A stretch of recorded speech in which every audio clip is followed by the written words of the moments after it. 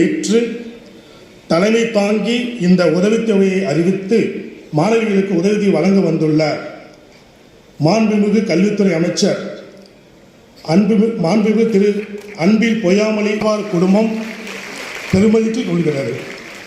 Welcome ஐயா. ஆண்டுகளாக தன்னுடைய உழைப்பையும் தன்னுடைய திறமையும் வரவேற்கின்றேன். எங்கள் நிறுவனத்தின் உலக அளவிலேயே 6வது இடத்தில் அத்தனை கஸ்டமர்களையும் கண்டு நாடுகளில் மிகப்பெரிய தாக்கத்தை ஏற்படுத்தியுள்ளது. எங்கள் நுண்ணறிவு கற்றல் மையங்கள் மூலம் பள்ளி செல்லாத குழந்தைகளுக்கு சத்துள்ள உணவு, கல்வி மற்றும் வறுமை சுழற்சியை உடைக்கும் விதத்தில் 585 உணவுகள் வழங்கப்படுகிறது. தமிழ்நாட்டில் உள்ள எங்கள் 3 நுண்கற்றல் மையங்கள் மூலம் தெருக்களில் வசிப்பதை ஊக்குவிக்கிறோம். கூடுதலாக புத்தகம் வழங்கி மலபார் குழும மேலாண்மை இயக்குநர் திரு அஷர் அவர்களையும் அழைக்கிறோம்.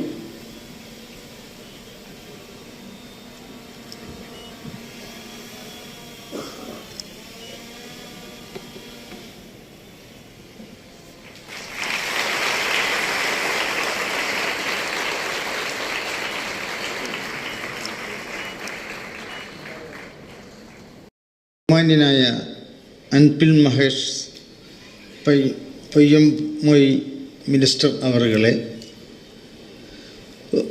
വേദിയിലിരിക്കുന്ന മലബാർ ഗ്രൂപ്പിൻ്റെ നേതാക്കളെ, ലീഡർമാരെ, വിദ്യാർത്ഥിനികളെ, തിരിച്ചിടത്തോളം വളരെ സന്തോഷകരമായൊരു മുഹൂർത്തമാണിപ്പം നടക്കുന്നത്. വുമൺ എംപവർമെൻറ്റ്, രാജ്യത്തിൻ്റെ വളർച്ച, അത് സ്ത്രീകൾ കൂടി വളരണം. സ്ത്രീകളാണ് ഒരു കുടുംബത്തിൻ്റെ വിളക്ക്. എഡ്യൂക്കേഷനാണ് ഇതിൻ്റെ ഏറ്റവും പിൻപിൽ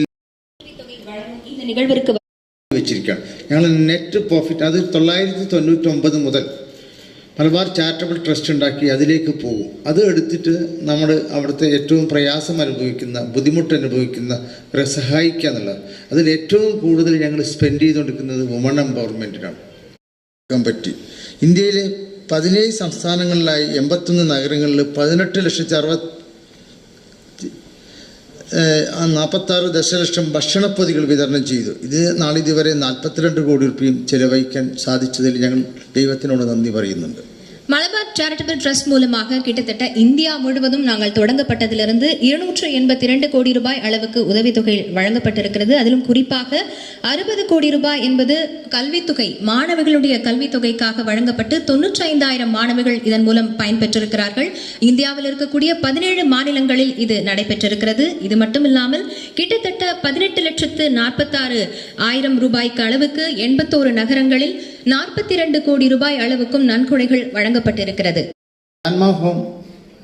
ഞങ്ങളുടെ ബാംഗ്ലൂരിലും ഹൈദരാബാദിലും கொச்சிக்கும் இது பொருந்தும் என்று சொல்லும்போது கூடுதலாக இன்னொரு 75,000 பிள்ளைங்க பயனடைய போகிறார்கள்.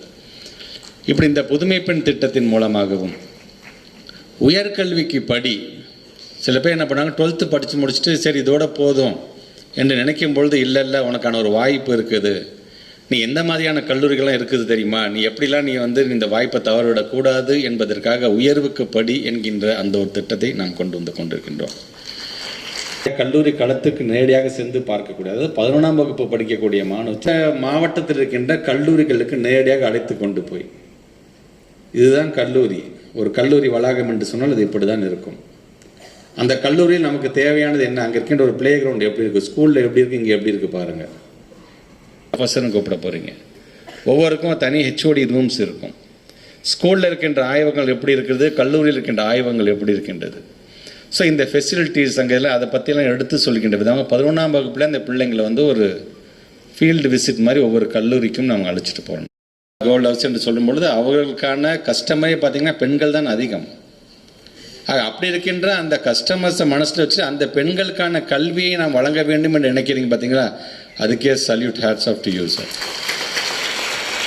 அப்படி இன்றைக்கு இதை செய்து கொண்டிருக்கின்ற நீங்கள், நம்ம கற்போம் பாடம் கற்றுக்கிறோம் பார்த்தீங்களா, கற்பது என்பதே பெண்களுக்கான ஆபரணம் என்று சொன்னவர் நம்முடைய பாரதிதாசன் அவர்கள். அதை நீங்கள் நிரூபிச்சிட்ருக்கீங்க.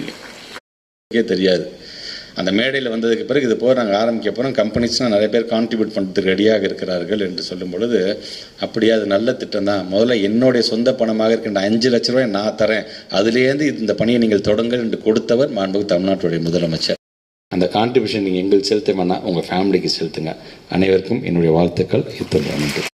உரையாற்றிய மாண்புமிகு பள்ளிக்கல்வித்துறை அமைச்சர் அவர்களுக்கு மனமார்ந்த நன்றிகள். நிகழ்ச்சியில் அடுத்ததாக மலபார் சேரிட்டபிள் உதவித்தொகை அறிவித்தல் மற்றும் உதவித்தொகை வழங்குதல் நிகழ்ச்சி. இதனை பெற்றுக்கொள்வதற்காக ஒவ்வொரு பள்ளியிலிருந்து தெரிவு செய்யப்பட்ட மாணவர்கள் அனைத்து மாண்புமிகு தமிழ்நாடு பள்ளிக்கல்வித்துறை அமைச்சர் அவர்களை அன்போடு கேட்டுக்கொள்கிறோம்.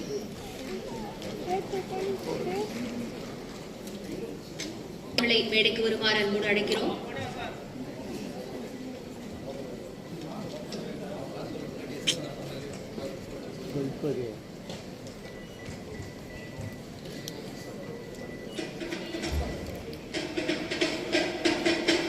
சார் அப்படி போயிடுங்க சார்.